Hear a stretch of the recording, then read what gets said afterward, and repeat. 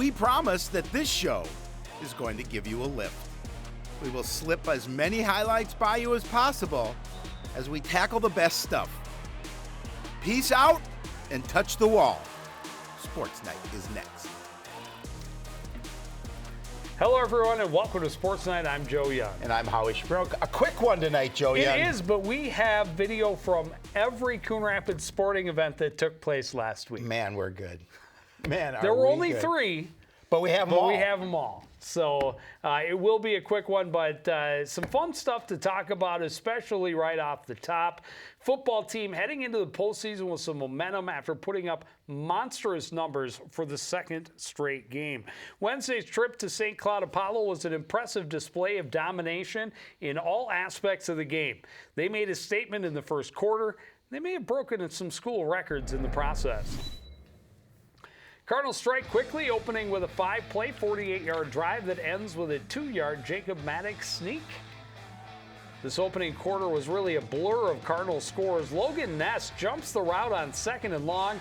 There's nothing in front of him but end zone. Just the start of an amazing night for both Ness and the defense. Cardinals offense with great field position all night, and they take advantage of it again. Maddox lofting it to the end zone. Lofton Ogroski laying out for a great catch. 19-yard score right in this corner at the pylon. Cards up 21-0. And they were back on the field just a couple plays later because Logan Ness was having a night. Great read on the route. Gets his second pick of the game. The return to the Eagles 30. Offense didn't have a play on their side of midfield in the first quarter. Very next play, Jared Fearing headed to the house. Just 4 carries for 50 yards for Fearing in the game, but that's a 30-yard score right there. And they weren't done in the first. After a 3-and-out, gave him a short field again. Cardinals punch it in again. Kyjon Cummings-Coleman lowering his shoulder for the 3-yard score. 35-0 Cardinals after the first. Eagles offense threatening for the first time. 1st and 10 from the Cardinals 19. But look out, it's the birthday boy, Eric Onda, getting the pick on his 18th birthday, and he knows exactly what to do with it. He gets some blocks downfield, and he is going all the way. 77-yard interception return touchdown, second score of the night for the defense. Apollo's sophomore quarterback, Davion Jackson, was in trouble all night long, just trying to get his team back into it. Throws this one on the run, and on the receiving end for the 3rd time in the game, Cardinals linebacker Logan Ness. The hat trick for Ness. 6 interceptions for the Cardinals as a team. Not sure if either or both are records, but pretty impressive, no question. Jackson on 3rd and 10. Pressure coming from Ness this time. The throw picked off by Cam Ross at the 36. He's got Ness scoring all the way for the score. 3rd interception return for a touchdown. 49-0 score at the half. After a Hunter Allen pick, gave him a short field yet again. Cards add on Jackson Hetward and Jackson Smith for a 3-yard score. Kingsley Freeman didn't see much action until the second half, but he took advantage of his opportunities. 7 carries for 97 yards in the game, including 60 right here. Shows off his speed, gets the Cardinals back inside the 10. That leads to the final score of the game. Sophomore Jeremy Ott taking the snap out of the shotgun, running all the way. Great blocking on the left side. Dives for the score from the 4. Cardinals cruising to the 62-0 win. Well, that victory, combined with getting a chance to eat some Val's food, was definitely worth the drive up to St. Cloud. But it was really such a great, another complete game for the Cardinals. I felt a little bit... 117 points scored in the last 2 weeks. I feel 118. I feel a little bad for Apollo in that situation. We've been on the other end of that type of situation before. I wonder if that was the best birthday present that Eric Onda got that day. You know, I wonder if that was the best. And Zach Nienaber, you know, I know you're a stat wizard. See if that's a record. Let us know. Three interceptions for one player, 6 as a team, and 3 defensive scores.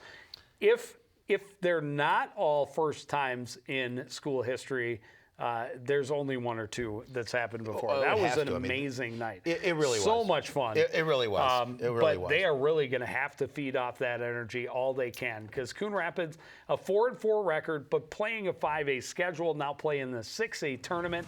They are a 6 seed, and the crossover has them, that's the wrong one. but the crossover has them going to Prior Lake Yeah. to start. And that's going to be a tough draw. You think Maple Grove will score 100 points against Hopkins?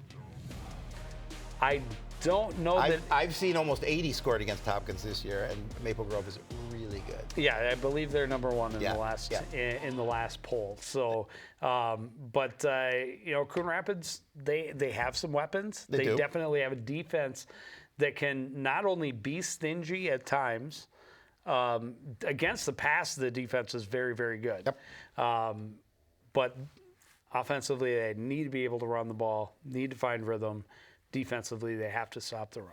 Well, unfortunately, I'm not going to be there, so I'm certainly going to cheer from afar. And I told Coach Russin when he told me who they were playing, I said, "Could you do me a favor and just beat them so I can call another football game? Because it's all about me, you know that." Well, I'm sure they'll see what they can do. I know they will. I know it's going to be tough for them, but they have a great opportunity here. Well, the volleyball team will open section play on Tuesday at Centennial. Last week they took on Park Center in the conference crossover match. The Cardinals and the Pirates both struggling in the Northwest Suburban. They met early in the season with Coon Rapids getting the win in 4 sets. This would be a big match for both teams as they look for some positives before the postseason. Cardinals hoping for a repeat performance, same setting, same 2 teams, no reason they couldn't do it again. Coon Rapids on the serve in the first. Park Center can't get organized for an attack and just push it across, and the Cardinals make them pay. Set up for Chloe Hoffman on the left side. She gets it through to the block and to the floor. Coon Rapids takes the first set 25-16. Cardinals jumping out early in the second. Vivian Peplow serves. Pirates play it back weakly, and Bella Nelson slams it right to the back corner. It's all smiles on the visitors' side. Still in the second, Cardinals attacking with Jersey Robb in the middle. Park Center able to turn it up and set up on the left side, but Robb and Nelson are there for the block. Cardinals cruise to a 25-11 win. Pirates were able to score a 26-24 win in the third, but the Cardinals end it in the fourth. They go back to Robb in the middle. She angles it around the block and helps Coon Rapids get out front. They hold on down the stretch. Beautiful ace by Tatum Shevchuk helps them secure the 4-set win with a 25-19 victory. Yeah, it's always nice to end with a W. Yes. Whatever your situation is going into the postseason, it's always nice to end that regular season with a W and carry a little bit of momentum. Cardinals, not surprisingly, going to be a number 8 seed in the section tournament. That means a monumental challenge huge. Lies ahead as they travel to Centennial on Tuesday. And Howie, We will be there.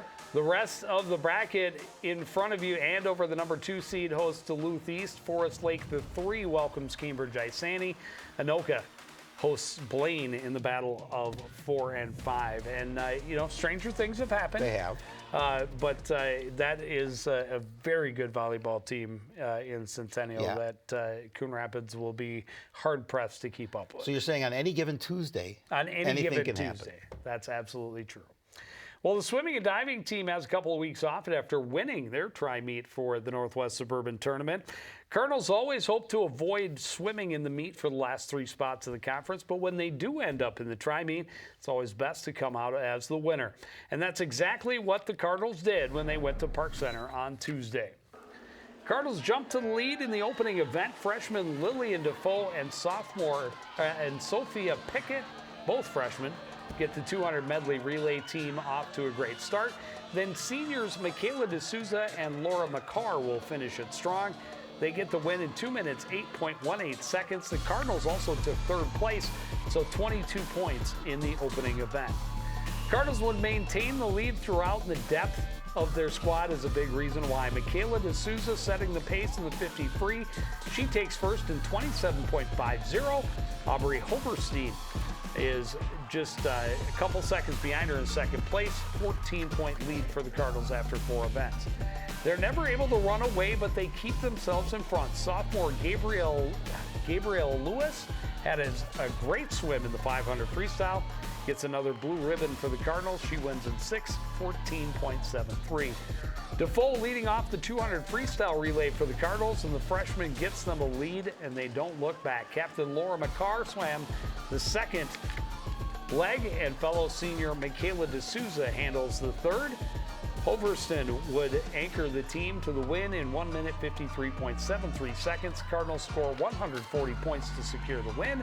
Osseo had 117. Park Center a distant third with 69. Yeah, nice to win that one. Obviously, build some confidence, at the end of the season.